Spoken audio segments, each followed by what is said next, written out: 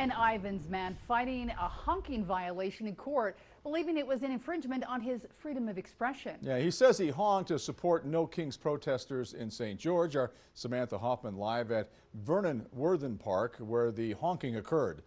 Samantha, is honking common at these protests? Yes, I was at the No Kings rally here back in the fall, and there was lots of honking all along this road. Now, the man who received the citation believes he hasn't seen the same enforcement at No Kings.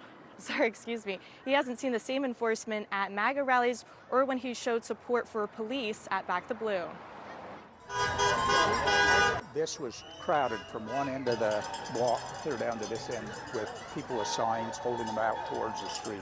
And there was cars passing, honking their horns.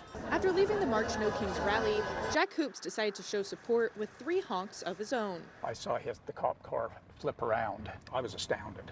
Now he's fighting the case in court. Why not just take the ticket? It's about $50. Why is it more important to you to fight it? Yeah, it would be a lot cheaper, but I really feel strongly about our First Amendment rights. St. George police say they had citations for both protesters and counter-protesters. The department says they add extra officers for any town event or protest. Why do you all believe it is important to have added enforcement around protests? Because of the safety of everybody's right. We believe in the First Amendment right to have these protests. We also believe that those that don't believe in those necessary things are all safe during any event that's held. Sergeant Jeremy Needles says this honking violates state code of using honking beyond a safety concern and can be disorderly conduct, causing annoyance to the general public.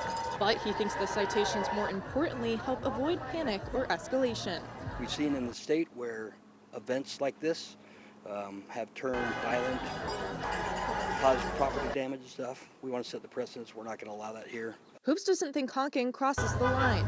He says he feels St. George is singled out for similar protests all throughout the country. I believe no matter what side you're on or whatever, you should have the ability to express yourself. And it's the most important thing our country has is to keep its democracy and freedom of expression.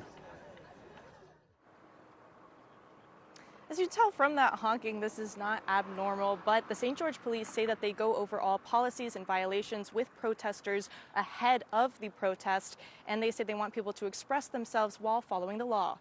Live in St. George, Samantha Hoffman, KUTV News. Well, apparently